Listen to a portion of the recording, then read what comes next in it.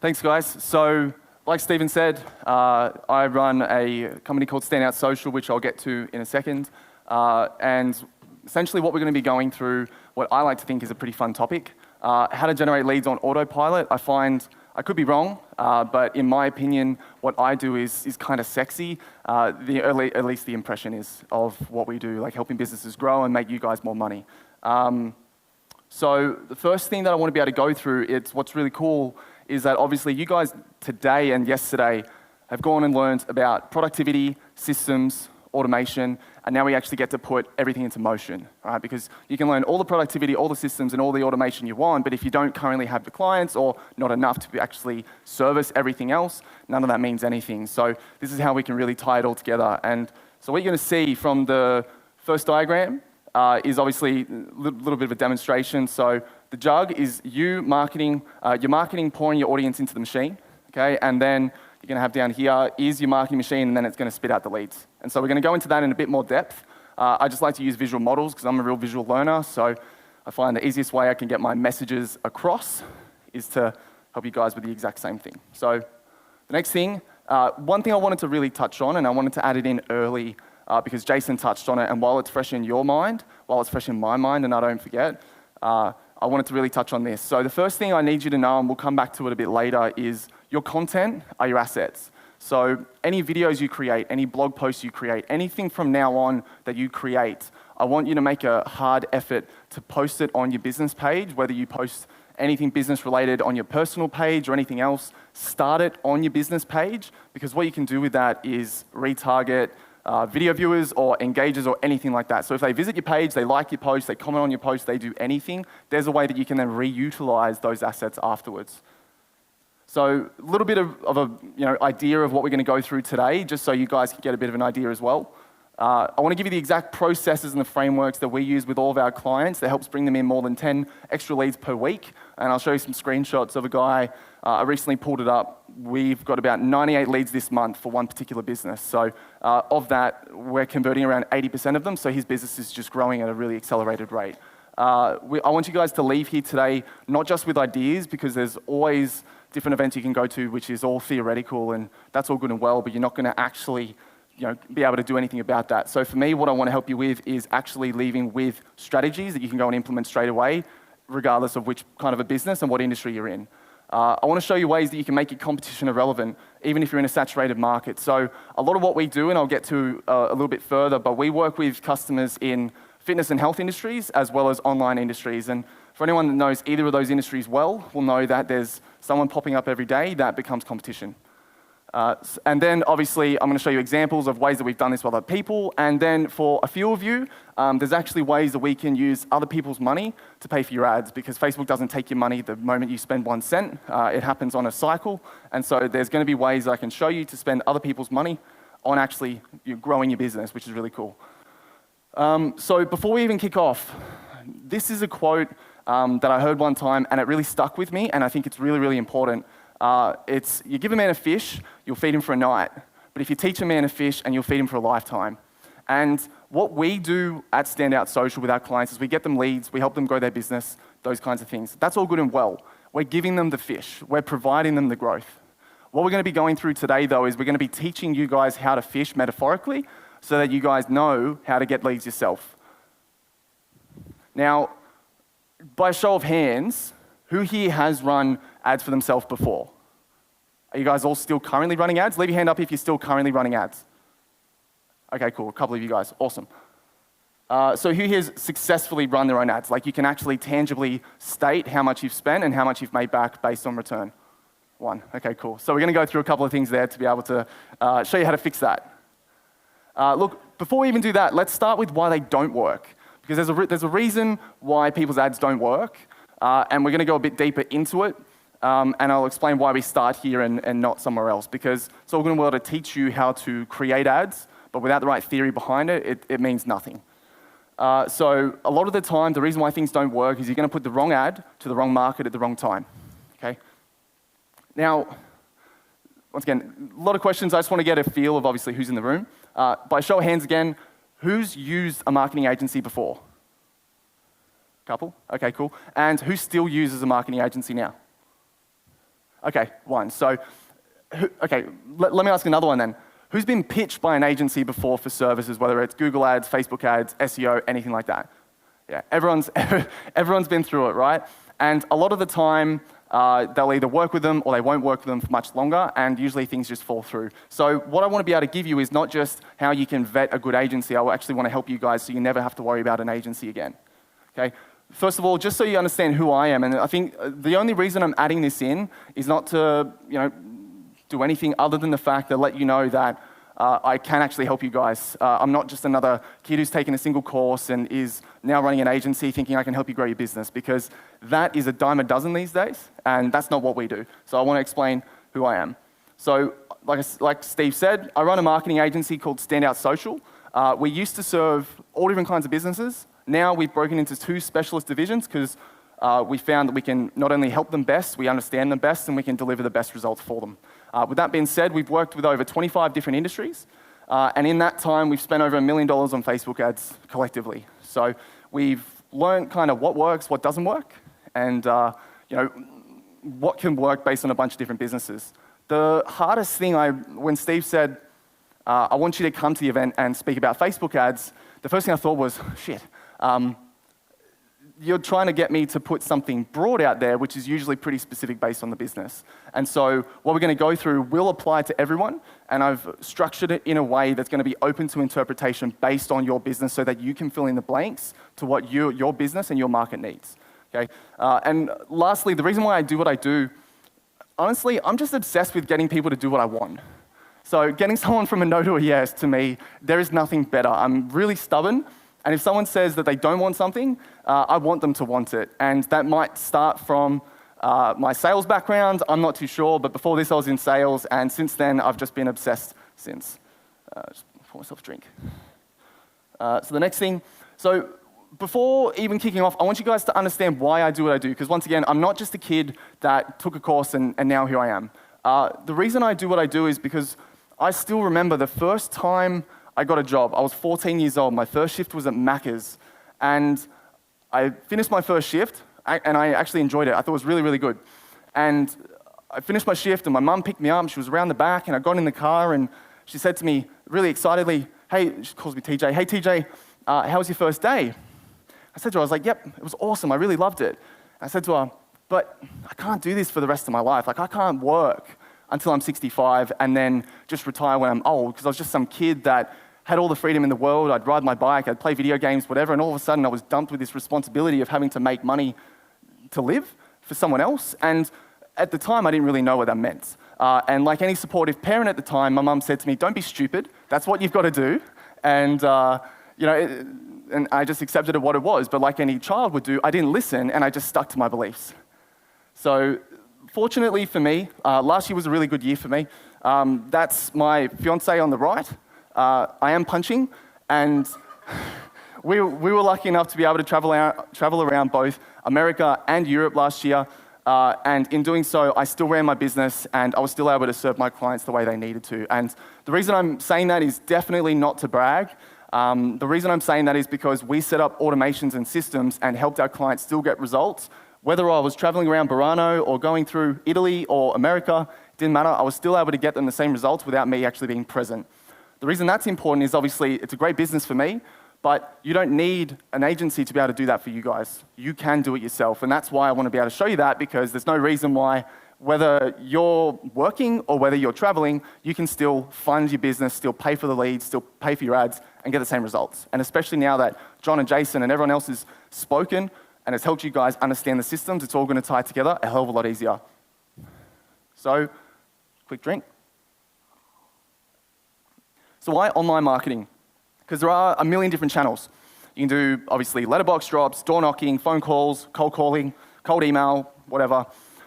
Why online marketing? The number one thing is leverage, like I just showed you in the past photo. I was able to travel while still working because the business I ran and served others was still getting them the same results. So really fortunate for me, but you guys can do the same thing. You can go to bed and leave work, because I know a lot of you guys are local. It just happened. Oh, still good. A lot of you guys can leave work for the day knowing that you're still going to get leads and you're going to have new leads coming in the door tomorrow. Before before I keep going, is anyone in e-commerce here at all? E-commerce, what kind of business? Okay, sweet. So, and that's all online, it's all e-commerce? Okay. Okay, sweet. Well, a lot of what we're going to be going through is relative to either leads or to more of a local style. But if it is B2B, it's still going to work because you can either focus on lead gen and get wholesale and those kinds of things. Obviously, if you're in e-commerce, you can still interpret this. Some of the strategies, though, are more along the lines of more of a physical business, getting leads, those kinds of things. Okay, so the first thing is, when it comes to your marketing, if you fail to plan, so you don't actually know what you're doing, then you're planning to fail. So without knowing what you're measuring, what you're actually going for, so many people I know, and who here has boosted a post before? Like just seen on Facebook, yep, boost post, awesome. Did anyone get results from that? Anyone actually happy with how it performed? Yeah, once? Yeah? Okay, awesome. Awesome. Well, then with what we can do here, what you're going to learn is probably going to help you even further, because then you'll find different ways you can tie it all together. So the problem with boost posts is a lot of the time when people boost it, it's just a generic post. It doesn't really go far. It doesn't have a plan behind it, and there's no reasoning behind anything we do. So a lot of what we do is no different to what you guys are capable of doing. A lot of it is just the way we plan, okay, and the way we strategize. So there's going to be two parts today. The first one is going to be foundations and frameworks, and the second one's going to be all about implementation. And the reason that is because we need to make sure your foundations are set before we actually go and spend any money at all. Because successful Facebook marketing, or any marketing in general really that's online, is 80% foundation and strategy and 20% the tactics you use on the platform. So, like I said there, before anyone can successfully market their business online, yeah, they need to have the right foundations. Because if you don't, this is a direct representation of how your campaigns will look and will perform. It's going to be shaky, rocky, and probably just collapse on you. Now, this is something that I find myself talking to, whether it's clients or consulting clients or whatever it might be, time and time again. I find myself constantly relating back that marketing is just like dating, and I've put in a slide where we can actually have a bit of a laugh and a bit of an example of that at the end. The last thing you want to be doing is committing the marriage proposal sin on the first date, because obviously you're not going to go up to a bar, go to a girl and say, hey, let's get married, here's all my baggage, I've got 3 kids and a lot of debt and I want you to marry me. Because that won't work. But a lot of the time when people are marketing online, they're doing exactly that. They're saying, hey, come and buy this $2,000 whatever, come and buy my $1,000 course. And there's a process behind what we do. So once again, it's just the failure to plan. So I'll use myself as an example. If I went to any of you guys, whether it was a cold call, direct email, or anything like that, and I said to you, hey, you don't know me or what I can do for you, but I run Facebook ads for businesses, so I think you should pay me thousands of dollars so that I can do your marketing for you. Now, some of you might at least say, let's jump on a call and see, but most of you will either delete it or actually send me some form of an abusive email with a lot of Fs. And I don't blame you. Okay? So the first thing we want to talk about is marketing and funnels. I don't want to go too far into this because by show of hands, who actually has heard the word funnel or understands marketing funnels? Yeah, cool. So I don't want to spend too much time on this because we are limited, and I just brain dumped a whole lot of stuff into the slides so we can go for a while. So the first thing, obviously, we all know funnels. The funnel is everything you need to do to turn your potential customer from a cold prospect to a loyal customer. It's throwing a whole lot of people at the top and spitting out a few at the bottom, okay? And catching those who obviously fall out the right way. That's a little extension. It's patching the holes, all right? This here is when I tried to think about how can I best explain how we build our funnels, because it is different for everyone. This proves to be the same thing time and time again. We have a length of the funnel, which means how much do we actually put them through and what do we actually demonstrate, and then obviously the sale price at the bottom. So depending on what your service or product is, will determine how big and how much you actually distribute to your potential market. So if you're selling like a $10 item, you don't have a long funnel. You send them straight to a product page and they'll buy your stuff because it's cheap. If you're selling a $1,000 service or anything else, you've got a longer funnel. You've got a longer process to be able to actually get them to do what you want. And what I want to show you is the different kind of funnels and the different strategies to make this all go together, okay? And I know there's property management and there's real estate in here as well. So there's a few different things that we're going to go through that I think will be really beneficial for you guys. And a lot of the time, people always ask, will this work for my business? And it's not a matter of, will this work for my business? It's just how you're going to do it. It all depends on this. So that's what we're going to go through. So there's a general framework that I go by when it comes to writing our ads, creating our ads, or working with anybody at all, or even just auditing and assessing their account. And you guys have this in the workbook as well, so you can fill it in as we go. So I like to call this the 3, 67, 30 rule. So you've obviously got 3% on one side, 67, and then 30. In the 3%, you've got people who are going to want your offer right here, right now. Now, this isn't everybody. These are people who fit your target market. And we'll go into, obviously, the target market later. But these are the people. It's a general rule of thumb. Obviously, it may be different in different times based on circumstances. But generally, you're going to have people who want your offer right here, right now. The next one are going to be people who would be interested, but they need to realize that you're their current solution that they want. And then the last 30% are time wasters. And I find that a lot of the time, people either spend most of their time in the 3%, or sometimes even in the 30. They're trying to convert people that can't be converted. Okay, did anyone need to go back to the slides just to know which ones are which? Yep. Yep, no worries. Let's have a quick drink while you do that.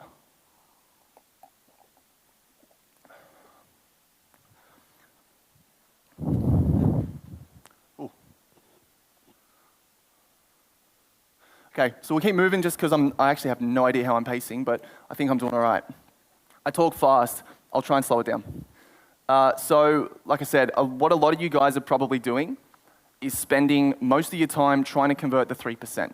It's the people who already know that they need your service. So we had heating, was it? Heating, yeah? So when you make a post and it's something about heating, obviously now in the circumstances in winter, that 3% is probably more like 30, right? Because people know they need it because they're cold, they want better heating. But like I said, this is a general rule of thumb. When we make posts, usually we're saying, come and buy this now, right? But there's 67% of people here who could potentially want what you want, but they don't yet know it, and your message is leaving them behind, right? They don't realize you're speaking to them and how you can actually help them. So the 3%, like I said, they're usually direct offers, and that's the big issue. So here's what your marketing needs to do. We need to be able to bridge the gap between the 67% and the 3%. Because if we can move them, like, we don't worry about time wasters at all. Like, they're gone, they're done. So we know that we've got at least 70% of our entire market that we can appeal to right here, right now. And what we want is to be able to appeal to the 67 because it's a hell of a lot easier to actually convert them, right? And so, like I said, our job is to be able to bridge that gap. So when you're running ads, I want you to be able to think, instead of saying, hey, I'm just going to run ads just for this 3%, which a lot of people do, we want to run ads, and you can do this even in your copy, and once again, I'm going to show you ways about that. But you want to be able to focus on this 67% and move them into that 3 that are ready to buy right here, right now, and understand that you're the solution, because that's the mindset that this 3% of audience is in. So how do we do that? That's where we're going to come down to the foundational framework. This is, once again, when Steve said to me that he wanted me to come down and speak, I thought, well, it's different for everyone. So how can I possibly, okay, awesome. How can I possibly give you guys what you need so that you can all take away and action something? I'll wait for it to come back. Maybe I need to walk away. And so what I want you to look at, it's called the MOM method. It's where you combine the market, the offer, and the message in perfect synchronicity to create a money machine. Now, I'm still working on the name here. If you have any good ideas, be sure to come see me after. But look, if you have any one of these off, there is an issue. So if you have no market, if you have a market and an offer, but you do not have a message, no one's going to pay attention because they don't realize that it's for them.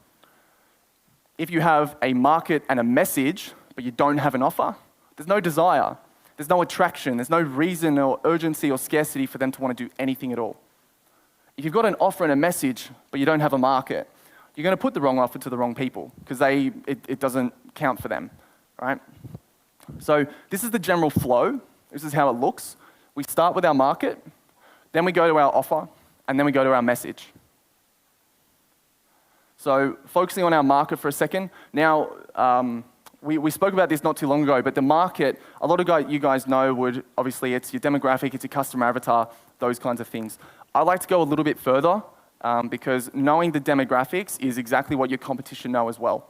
And the only way you get ahead of your competition is to know their psychographics as well. So when I say psychographics, I mean their emotion, what they're currently going through, what solution you're providing, not just this is John Doe who lives in Balmain who's 40 plus. That's not enough. You want John Doe who's 40 plus, who suffers from chronic back pain, wants to get fitter because he can't run around with his kids, but he's been struggling with it for the last 10 years. You go into the emotional state where you can understand their problems further and further, and they feel understood by you, and we're going to go further with that. So, and once again, the reason you choose the market is because it's specificity, okay? In relation to this, you've got, if you don't have a market, you have a real shotgun approach, you're just going to be spraying everywhere, and if you've only got one target with one bullet, chances are you're probably going to miss. If you do have a market, it's more of a sniper approach. You've got one target, you have one bullet, but you've got a sniper to be able to do so, to hit the right target at the right time. And that's the benefit of having a market there to actually make that happen. It allows us to be hyper-relevant with our ideal audience because, once again, it's not enough these days to just say that you help women or men or homeowners or renters. It's not enough. You want people who are feeling a certain way and you solve that problem and that emotion. Okay? As an example here, and I've referenced a few different fitness examples as I've gone along, simply because it's a lot easier. Like I said, I've worked with it all the time and it's just good references and hopefully you guys can interpret that as well. So within the shotgun approach, it would say something like this. If you want to get fit and healthy, you should join my bootcamp. That's still got a little bit of psychographics in it because it's talking, people have an emotional attachment. They want to get fit and healthy, but then again, so does everyone. Then you've got the sniper approach. If you're a mum in the Gosford area who wants to lose weight, tone up, and finally see long-lasting results from the gym and do it in a fun, supportive environment, then you should join my Fit Mama Challenge today for only $49. Now, both of those could have gone to the exact same market, but the shotgun, now that could have gone to a man, a woman, a kid, an old person, and you have no idea who for. The sniper, it's allowing us to say where they are, it's allowing us to say what they feel, it's allowing us to say finally, so we're emphasizing we know that they're struggling, all right? We also know that they want a fun, supportive environment, and we also know that they're a mum, because we've called it a Fit Mama Challenge, and we'll go into the offers as well. And then obviously we add a bit of price in there. This isn't something I'm currently running, this exact copy, however, that's how I would structure it if I was working with someone who has a Fit Mama bootcamp in Gosford. Now, one thing, a lot of people get worried that if they hone in and they get their customer avatar, or if they choose a target market, that's it. They're really closing themselves off. And once again, that's not the case. You can have multiple markets, but the thing is you need to know what they are. Because when you have a marketing message and you run ads or you do anything like that, it has to go to someone. It cannot go to everyone, because if it goes to everyone, no one pays attention. But if it's relevant, the right person will pay attention. And so here is, you might have three markets. I'll reference the real estate. You might have new homeowners, and I'll say this because I spent a session with a guy not too long ago.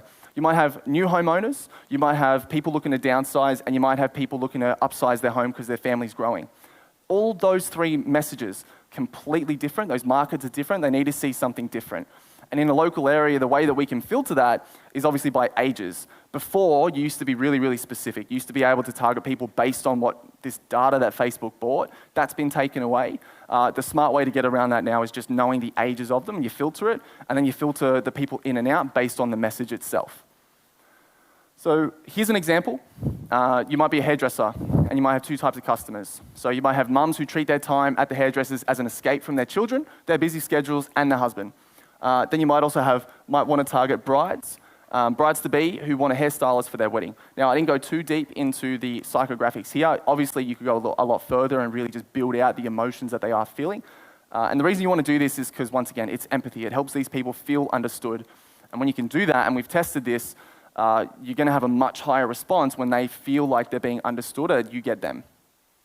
So a really simple way of how to choose our ideal market, it really isn't rocket science. A few people get stuck on this, but really your ideal market should just be the people who pay you well and you enjoy working with.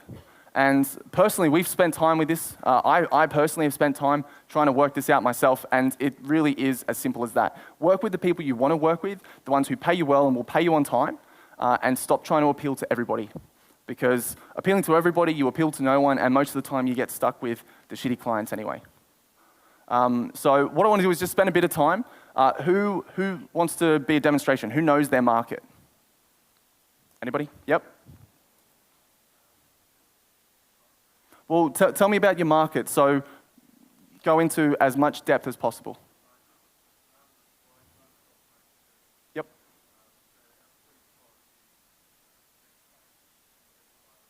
Yep.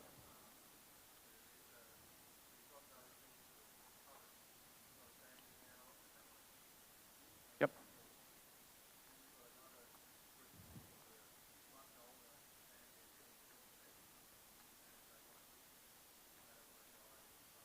Awesome.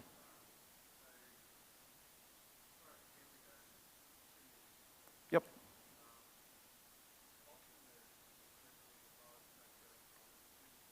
Mm-hmm. Yep.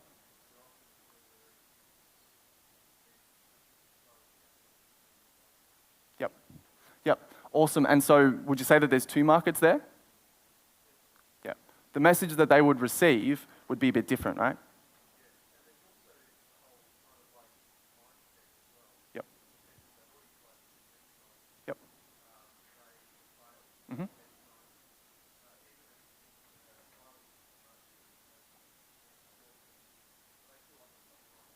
Yep.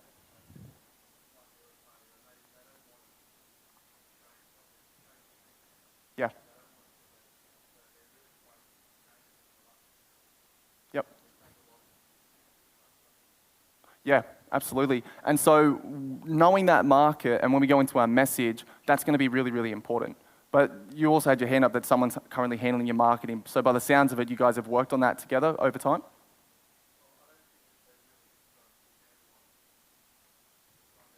Okay. Okay. Yeah, so you can even take this away and share it with them because once you do it, you will notice a difference. Because then when you can't, you might be able to filter based on cigarette brands. I don't know. I've never worked with anyone in the cigarette space.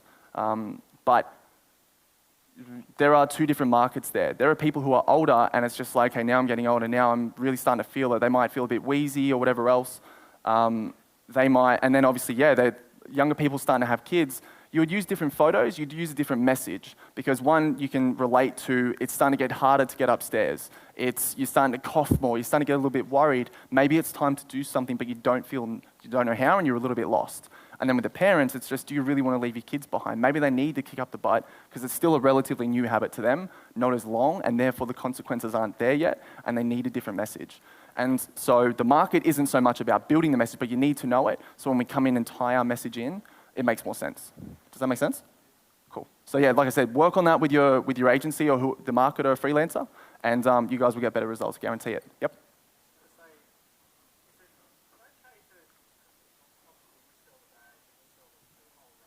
Yep.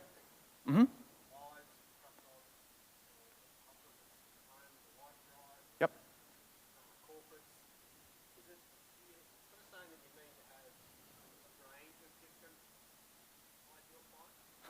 You can do. You can have one. But if you can know the angles behind it, because in e-commerce it's all about angles, right? Because a lot of the time, if you are in bags, I'm sure there's a certain uniqueness about it, but it's relevant to people in a different sense. So in a busy corporate, the bag might be something where they can put their suit in. For instance, I'm getting advertised to at the moment for a suit that turns into a suitcase, where I can put my suit in there, rolls up to a suitcase, and you can do these things with it. Really cool. And their message is super on point because it talks about meetings or travel, right? Whereas that wouldn't be relevant to a tradie or a truck driver. So they know their market and they know the kind of things that I'm going to be doing and why I would want the bag. And frankly, it's a pretty cool bag, right?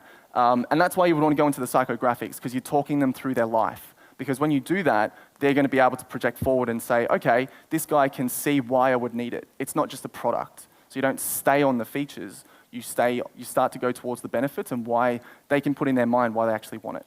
Does that make sense? So it all comes down to, we do the market to be able to build the message. Yeah? At the back?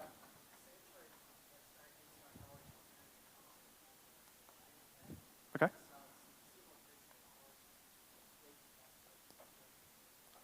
Yeah.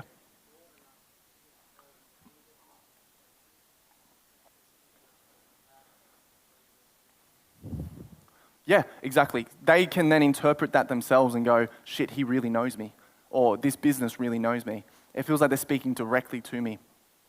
I've spoken to a few people about this. I'm listening to a book at the moment, and I have these moments where I will laugh and nod and go, yep, he gets it. He's walked through exactly what I'm walking through, and you'll just nod along with it, whether you're reading or you're listening to it. And all of a sudden, you feel a greater sense of rapport. You feel like, okay, I'm going to take this guy more credible because he understands me, okay? And that is why we work on these markets, because it's the exact same thing. We want these people to feel like we get them and we know them, because in reality we do. And it's not enough just to say, hey, come and buy this water heater off us, or come and buy, even come and buy this new home. You say, perfect for the downsizer, perfect for the first home buyers, let us show you how to do it. Things like that, okay? Then it ties into your offer. So there's a diagram again. I think you guys should have this in your books. There's 2 stages to creating the perfect offer, or at least that we walk through. And the first one is when you actually create it. Now, when I say create it, I don't mean just saying, hey, we've got this awesome offer. Now, this doesn't apply to everybody. This is more for people who can have a lower end offer, who can actually get away with something. However, for those who might do consults or anything like that, it will still work. And for those real estate guys, I'll give you an example, and hopefully people can interpret it as well that might be in different industries. So the purpose of it is you don't want it to seem hard or long. Sound terrible. What you want is it to seem as easy and as fast as possible, because people love fast and they love easy. It's convenient to them. So what I mean by this is, if let's say you are doing a consult, don't call it a 60-minute consult call. Call it a rapid breakthrough session or something like that, where you might not even mention time, right? You might do different things like that where it's easy. Another example, and I've listed a few examples in a few slides down, but you can, for what we do with our gym clients is we'll do challenges. So we might do a 28-day alpha body challenge or a shred challenge or different things, right? Because it's relevant to the people, what the people want. You reference the time, you reference that it's easy, it's quick, they're not locked in after, and more people are willing to put their hand up for that. And like I said, if you're doing a consult, you can do something like what did our real estate guy do? Worked with a real estate guy that it was a discovery session or an appraisal, but it was more just a property market update in-home, or a personal property market update or something like that. So when you make it seem easy, that's what's going to help get them across the line. Now, then you come to the naming convention. Okay, so this part, more so than just the names though, this is going to come more along the lines of what's actually in it. So don't give them too much. Don't make this like a 6-month course for the first offer. Right? These people just need to get to know you in one way or another. So then when you come to naming it, it's got to be unique, easy, and it's got to be goal-focused and market-specific. So once again, if you're going to women, don't call it, you might call it, once again, for fitness, we'll use it as an example. You might call it a shred challenge, but it's more relevant for them to have a bikini body challenge, right? Because that's what women want. Men, it's just going to fall on deaf ears. Doesn't mean anything to them. So when you get the naming conventions right, then you're speaking to them as well. Before you've done anything else, they're going to understand that this challenge is for them because you've tailored it based on the goal or the desire that they actually want. So the offer, when you get it right, will separate you from everybody else. And I'll use Standout Social as an example. We have 2 services. We've got a fitness business accelerator and we've got a growth accelerator now, or a rapid growth accelerator. Now, the reason we have those 2 is because we don't just do Facebook ads, we offer them growth. We have an accelerator to help them get growth. So when people come and work with us, they're not just hiring another Facebook guy. We don't fall into a Facebook agency because that word is dead, it's killed, it's slaughtered. And so I wanted my business to be different. I want people to realize that we're different. And so the way we do that is we have a unique offer. Our accelerator helps these fitness or health brands bring in up to $50,000 to $100,000 in projected sales in 90 days or less. And we've done it time and time again. So here's some examples of some offers that you can use. Once again, these are more for like a low-end offer. For the bigger guys, you just have to interpret this yourself. Or when I say bigger guys, those who will sell via a consult. You might have a 28-day summer shred challenge, a lose 5 pounds in 5 days challenge, a bride-to-be beauty pack if you're like a beautician or maybe a makeup artist, something like that. A mum's weekend delight package. Now this could be whatever. A perfectly pampered pooch special if you're gonna look after dogs and maybe you do something with dogs and you've got the right systems on the back end. You get them in on a cheap special to begin with. Those who love their dogs, they're gonna look at this and go, I want that. My dog deserves to be perfectly pampered. right?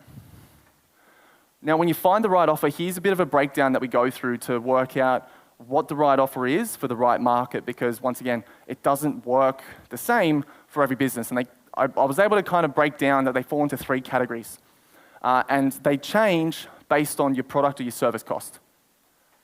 So you're going to have, the first one is you can just send them to Messenger and do a very easy offer. I say Messenger because what they can do is just show you a photo of the Messenger conversation that you've had when they come in. And this is great for cafes, pizza shops, anywhere close, maybe a retail store as well, you can do it. But obviously, you'd rather have an online store than a retail store, but little things like that. The next thing you want to do is obviously a discount offer or the exclusive offer. You can do it for gyms, massage clinic, hairdressers, photographers. We've done it with a pet photographer, and it worked quite well. Yoga studios, personal trainers, dentists, chiros, you get the point. Service-based businesses that can actually get someone in cheap to begin with, that's got a long continuity at the back end.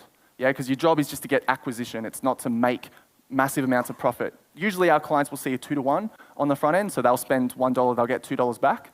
But it's not to make profit, it's to get acquisition and ideally get them to pay for your ads.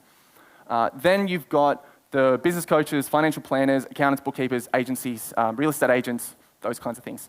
So what you're going to see is obviously, once again, you've got the messenger and the voucher offer, the discount offer and exclusive offer, and then you've got your value video to a strategy session or a consult call. So you always start with something valuable. When you're offering something of high value, you need to give them something in advance. They need to be educated on why it's important for them and why you're the right choice so that they actually have a reason to get on a call with you. Because if anyone is in that category, wait, is anyone in that category, like the further end where they would need a consult call? Yeah, one, awesome. So let me ask you, have you ever run an ad directly to try and get people to call up straight away? Sorry? No? Okay, so for those who have, it usually falls on deaf ears. They might say, oh, get a free consult with me. I've seen a few people who are in the coaching space they just promote a strategy call.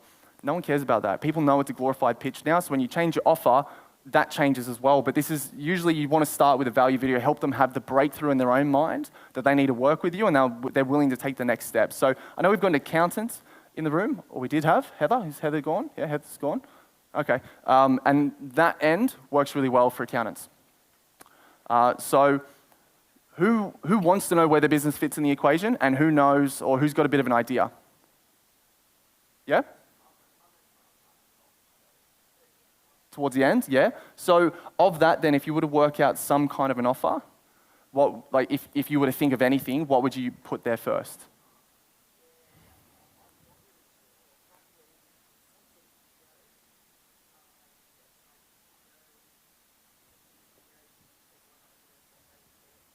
Yep. So who's your market?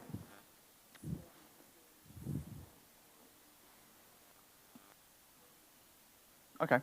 So now knowing their psychographics and those kinds of things, the message that you want to put, the value video that you put out, speaks to those problems so that they can interpret it and say, okay, this is why it's relevant for me.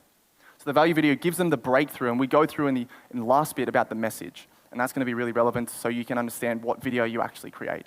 So remember, this is, first of all, we've discovered the market. Once we know the market, this is how we interpret it then into the offer. So why we do cheap offers and discount offers, it's self-liquidating. So our goal for those who can actually get away with this is to get your leads to pay for your ads for you, and usually you'll get a bit of pocket money on the side as well. Like I said, our clients will usually get around 2-to-1, but the reason you do it is purely to get the lead because your back end is where you make the money. And if you implement the automations and the systems, like John and Jason have spoken about, that's where you're going to make the money. So this is a reference from a guy named Russell Brunson. You guys might have seen it from time to time, but this is the typical ladder of a business. You want to start with something little or free. It might be a free download, a free report. It might be a low-end offer. It starts at the bottom, and then they work their way up until you higher tiers. And for those who have the opportunity to, a continuity program where they can keep paying you time and time again is really helpful. So the reason why gyms work so well, or any kind of fitness brands, is because usually they'll sign up for a weekly or a monthly membership, and it's locked in for around 6 to 12 months. So we know when we get a customer, and I've referenced this in another example, but when we get a customer for one of our gyms, he converts around 80% on the front end, and then around 50 to 60% into his 120, 150 a month after that. So we're getting leads at around $5 or $8 at the moment for him, which then they pay him $50, so he's making good money on the front, and then on the back they're worth thousands. And that's how we just do a rinse and repeat kind of model. So following this, you always want to offer something low end at the front. If you've got something mid-tier, so maybe $100 to $500 if you can give it to them, maybe it's just a package, then that's a good way to get in as well. So for HR consultancy, it might be a program rather than a retainer service. If you're $1,500, $2,000, maybe $5,000 a month, whatever it might be, and they go, oh, that's not for me. Maybe they're a little bit smaller and just out of your bracket, but they still want your help. You might have a program there to be able to help them, and then you can move them up. Once they build and grow because of your services, then you'll be the first bet when it comes to actually needing someone else. So that's it for the offer. Now we're going to go into the message. So your messages be crafted around your market and the offer. So this won't take too long, your message. A lot of this is where you guys need to go into your own minds and think, what is my message going to be? Based on now knowing my new market and my new offer, knowing that I need to articulate this to these people for them to realize it's for them. So once again, here it is. So the job of your message is to help your market realize that your offer is the right choice for them. How? Here. When you can articulate someone's problem and pain better than they can do it themselves, you'll become the obvious no-brainer choice to work with. And to give you an example, here's Dr. John. Dr. John, let's say one of you guys walked into Dr. John and said, Doc, I've got a really sore knee. My knee's killing me. I don't know what's wrong, and I just want to know if I need to get it amputated. And John comes up to you. He might poke you in the arm. He goes, did that hurt? He goes, yeah, that really hurt. He goes, okay, I know what the problem is. I know how to fix this. And he'll give you a prescription, and you listen to what he says. And funny enough, your problem goes away. This is the same example of what you guys need to be able to do with your market. You need to be the trusted advisor that when your message is so articulated to a specific target market, that you become the expert and they know that you're the person who can help them with it. When you can help them understand that they actually have a problem in the first place, they're not going to go looking for another solution because you're the one that's diagnosed it for them in the first place. You don't get diagnosed by one doctor, or you might if you don't like the answers, but you might get diagnosed by one doctor. You're not going to go somewhere else to get a prescription. You'll stick with the doc that diagnosed you because he understands. Same thing applies in business.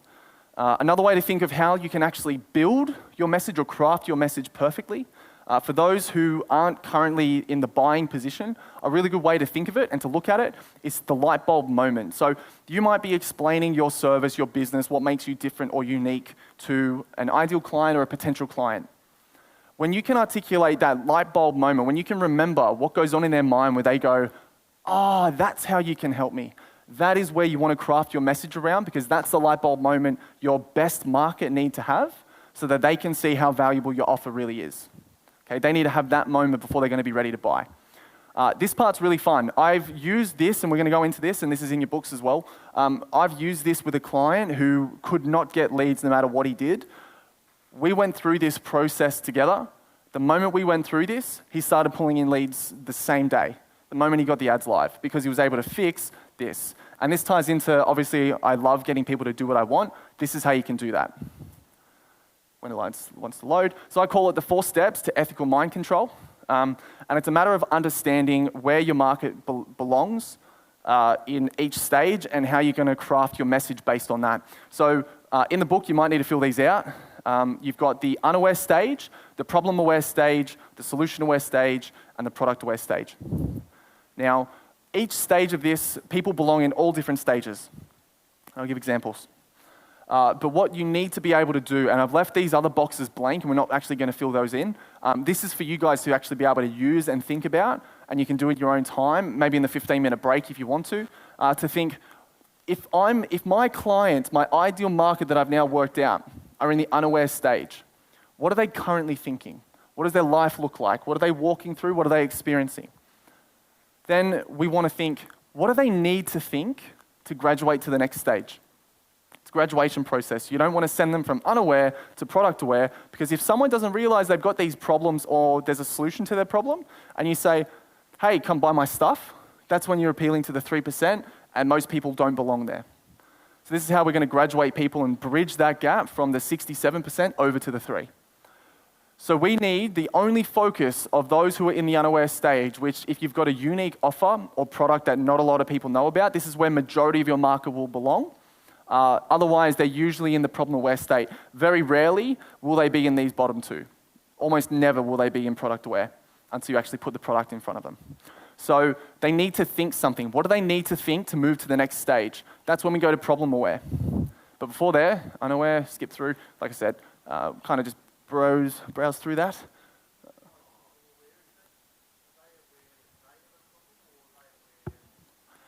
Yep, they're aware of the problem. Yep. Yep.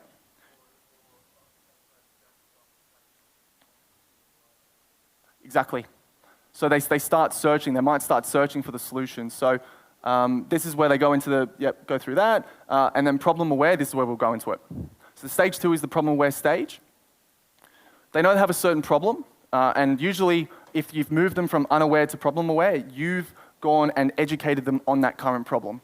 Okay? You've helped them realize, like, shit, okay, I do have pains in my head. I do, for your instance, struggle to get upstairs. Right? And you can educate them on that. And they go, okay, maybe this is more of a problem than I've actually been thinking about. So you get them thinking of the problem, and you start to change their reality, because what they're focusing on changes, providing that they actually listen and pay attention. Right? But they don't know that there is a solution, or what the right solution there is for them. And at this point, this is the most important part. This is where people are open and susceptible to being influenced. Because when they believe you, and they believe your message, and they believe your offer, at that point is when they're going to be more open to you telling them what they need to get fixed, because you've first persuaded them to think that they actually have a problem in the first place. Or if they're already there and you've started talking about their problem, they're going to realize that you know how to help them. And that's when you can actually influence them. If someone doesn't believe you, like if I was to sit up here and tell you guys all of this and none of this made sense or you didn't believe me, you'd reject everything I say and wouldn't listen. You'd close your book and not pay attention to a single thing I say. The same rules apply. So on that, which business would you choose? The one who helped you first before selling you anything and helped you understand the actual solution that's right for you, or the one who basically just said, hey, come buy my stuff? You're always going to go with the one that helped you first. So in the marketplace, you might have competition. And your competition right now, I guarantee you, are saying, here's a flash sale, come buy our stuff. Here's a discount, come buy our stuff. And if you say, hey, if you're, with the smoking example, if you're feeling like this, the chances are the cigarettes are starting to really affect you. You've tried all this and it hasn't worked before. Here's a possible solution that you might not have tried yet. You've opened them up to the solution without even talking about your product. All of a sudden, they've gone and seen the doctors and they haven't told them that. They've just prescribed them whatever. But you've helped them first, and that's the difference. Then they're moving to the solution aware. Now they know that there's a solution, and the distance between getting them from solution to product aware should always be in the same ad. So what I mean by that is you don't want them to sit there looking for a solution and you don't present yours to them. It needs to be in the same context. Yeah, so now they know how or what is needed to fix their newly discovered problem. It's your job to put your product in front of them. And that's when they go to product aware. They know we have a product that is designed to help them, and we need to make it desirable enough for them to act on it. That's where we come back to our offer, where we make it relevant to the market. Can you start to see now how it all ties together? Like it's not just a matter of putting an ad out there saying, hey, here's what we do, and here's how we can help. It's a matter of getting clear on your market, getting clear on the solution, and getting clear on the offer that you can actually help them with, and what they need to see at the right time to make that happen. So once again, if you needed to write anything down, that's it there. And yeah, yes.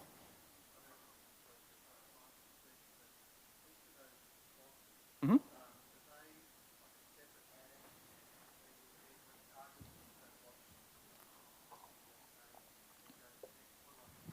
Yeah, I do that a lot. It's a really effective method. I've got a few ways that we do that, and providing we have enough time, I'm giving you guys all the slides anyway, that's fine. So even if we don't go through it, you will get the slides to understand it. But there's something we do, it's called the seeder funnel. It's basically we'll blast out 3 to 7 different videos, different things that will move people from either an unaware to solution to problem all in one, or maybe solution to problem to solution, from problem to solution to product. And it goes out to a blanket approach to your ideal market, knowing that people are at different stages, but you're targeting the right people. And so they're going to resonate and stick based on different things. Does that make sense? So you would do a bunch of different things.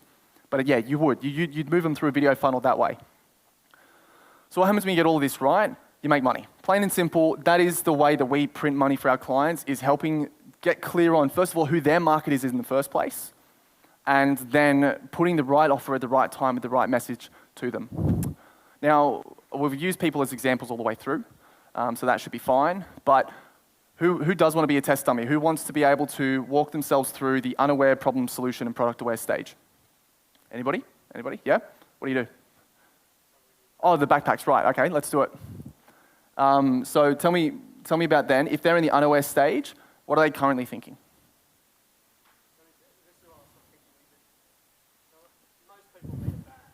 Yep. Yep.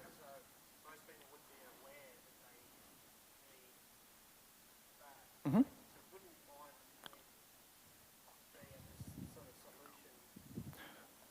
Yeah. That's right. Yep. So what you would do is you would quickly, like, yes, you don't have a new product. A bag is a bag. There might be something new about it, but it's still a bag. People still know it. If you're creating a revolutionary service or product, no one's going to know about that, and so they need a reason to understand. For you, for the bag, not so much. You would start more at the problem, and that's where we focus on our market. What's the current problem, and what is your bag solving? Because usually you're going to bring a product to market either for the right angle for the right person, because they're currently going through a problem and you're solving that. So what you want to do, you would start here and talk about what are they currently thinking. So based on that, knowing your market, what are their current thoughts?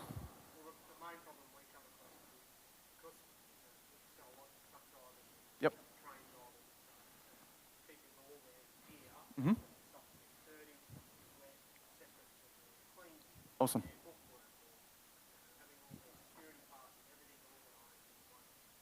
Yep. Awesome. Do you understand how hyper-specific that is? Because I've never dealt with truck drivers and stuff. That's awesome, because you actually know the message and the market, what they need. Because anyone who's going to run bags isn't going to think to go to that market unless they've been through it. I'm going to assume you've worked in the industry? Okay, there you go. So that's where, yeah, you start with the problem. You address what the issues are. Now, you can do that in the form of a video. When it comes to e-commerce, it's a bit different. You create a video around it. But your ad copy and stuff, what makes it more around, you address, as a truck driver, here's the problems you face. And then you would introduce the solution. So there's certain frameworks you follow for the copy. And we'll go into copy in a second as well, probably in the second session. But yeah, so the current thoughts would be, it's a pain in the ass to be able to load up all my stuff, to pack it all like you've just explained. So what do they need to think or to know to be able to go to the solution aware?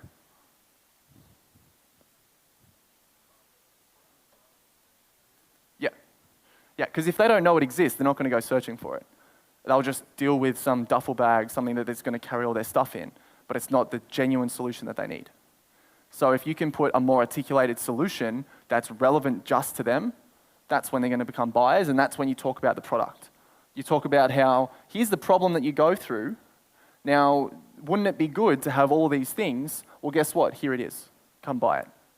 You know?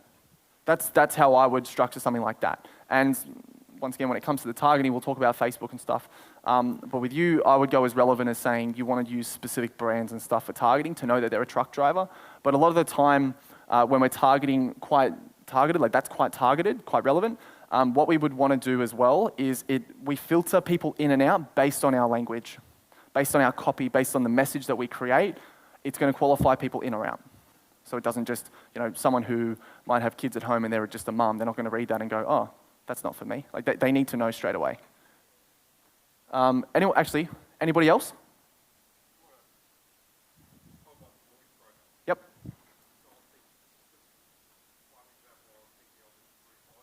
Yep.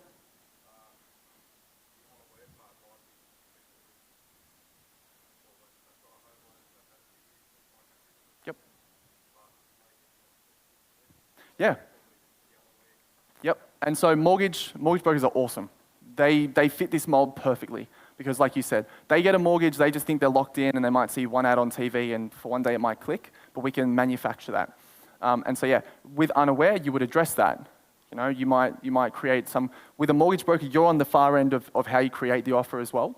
So you would do something along the lines of a training video, educational video, maybe even a blog post. Depends how comfortable you are in video. I'm a big believer in video, but you can do blogs as well. They work just as well, especially if like your ideal market commute often or are busy and they just want to read something. So, but yeah, so if they start at the unaware, what do they need to think to be able to move to a problem aware?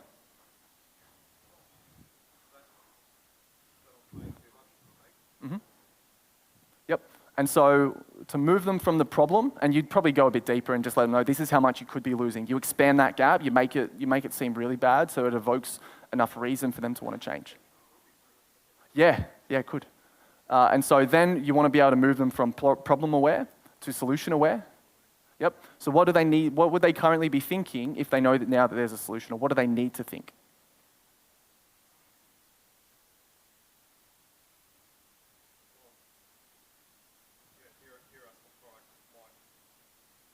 Yep. No, so what you would do with the solution is it's more along the lines of how you solve it is by speaking to a mortgage broker, and you explain why you see a mortgage broker over a bank. So you've just helped them understand, here's my problem. Well, how do I fix it? They can speak to you, they can speak to anyone, but because you're solving it, they're more likely to move to you. They're not going to go find a new mortgage broker.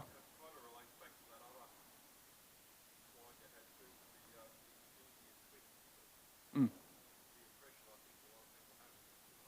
A lot of paperwork, big hassle. Yeah, and so if you can have something different, maybe it might even be an introductory 10-minute Skype call. Let's just see what you could do.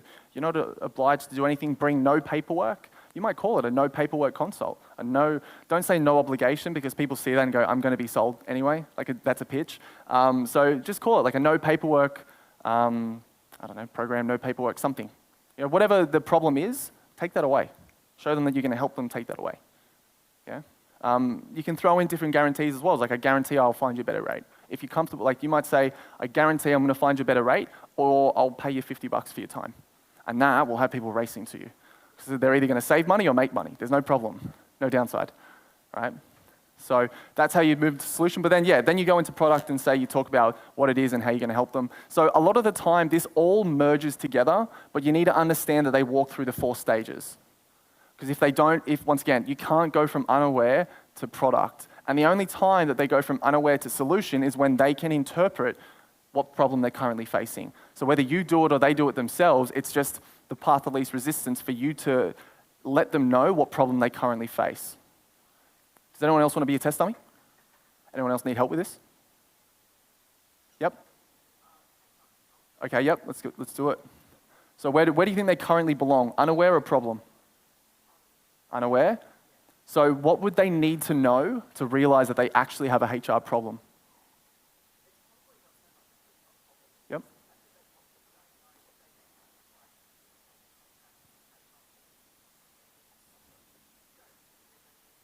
Mm-hmm. What would the ramifications be if they don't have that?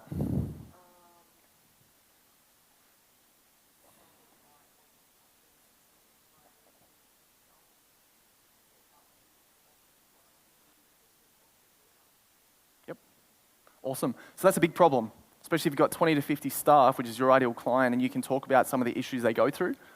That's a big problem that they currently face. And so they need to know what the solution could be. And you then and there would have, once again, given that it's a higher end price, you would create maybe a 5 or 10 minute video. Look, webinars are great, but webinars these days, for most efficiency, you would want to move them from a small video first to something bigger on the back end. So I'm sure you guys are all familiar with webinars. Who's registered for a webinar before, promising them something? Pretty much everyone? Awesome. How many times did you actually who didn't show up, couldn't commit to the time? Yeah, pretty much everyone. But if you had a relationship with someone first, you knew them, you knew the value, you knew the credibility, and they said, by the end of this webinar, I'm going to show you all these things, you're more likely to show up because you've got more rapport, which is why with this, I wouldn't say start with a webinar unless it's already a warm audience. But to move them from problem to solution is always some kind of an educational post or a video. When it comes to the advertising sense, which we're going to go through in the second session, when you move them from problem to solution, or they're just aware of that problem then, it's all about retargeting to move them.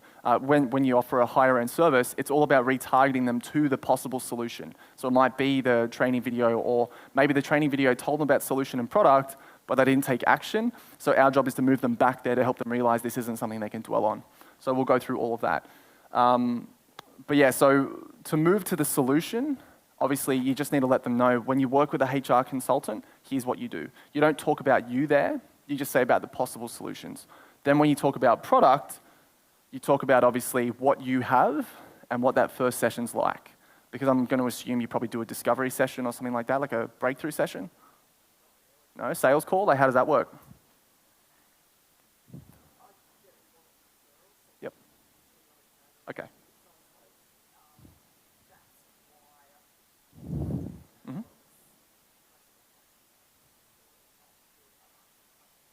Cool. Gotcha. So yeah, you can still definitely target the business owners. Yours is just going to be very specific to a specific level of business. You've got the ability to target those people, but once again, it'll take longer. These are bigger guys, or you might deal with you might deal with a manager or something as well. So you can just target people in management, which do the same kind of thing, right? You don't always have to go directly to you go to the decision maker, whoever that decision maker is, and it's different for everyone. Anybody else? Different industry? No? Okay. Well, look, what we can do, just because I want to make sure we get through everything, is we'll start on part 2, and then obviously as things wrap up, if we still have time, we'll do some hypotheticals of how everything breaks down. But we'll start moving on part 2, and then yeah, we'll go from there. So from now on, I want you guys to realize that every dollar you spend on your marketing is to have some kind of intent and strategy behind it. Because what we've gone through the foundationals, that was to set you up for obviously running ads successfully. If you don't have the right foundations, it all falls to shit, and once you start spending money online, you just want to make sure that you've got the right intent and strategy behind it. Because it's either going to be building an audience, warming people up, or closing. Right? There's only 3 reasons that you run ads. You don't do it just to exist. Awareness is irrelevant these days. Awareness comes as a byproduct of one of these 3 goals. Now, when you build an audience, it's either people that are going to be visiting your website, they're either going to be watching your videos, or they're going to be engaging with your page, and you can even now do things with Instagram as well, which is really, really cool. Or they'll just be downloading something and joining your email list or a messenger list. And once again, if marketing was dating, so we'll jump back to this for a second. Here's the different references. So if you were to, in a marketing sense, like I said, I'm not going to go up to someone and try and ask them to marry me. I'm going to buy them a drink. I'm going to ask for their number, probably talk at some point in between. And then if you're going to want to take someone home, you would do something that doesn't come in first, then asking them to move in, and then you'd ask them to marry you. Right? You don't jump the gun, although some people will jump the gun. Neither here nor there to have that conversation. But the buying them a drink is a value video or a blog post. The hypothetical of asking them for their number is some intro offer, lead magnet, or a training video. The commitment is increasing. And just like in dating, you don't just go straight into something and propose. You will get to know them, offer a little bit. You play the game of, are you interested, are you not? Same thing here.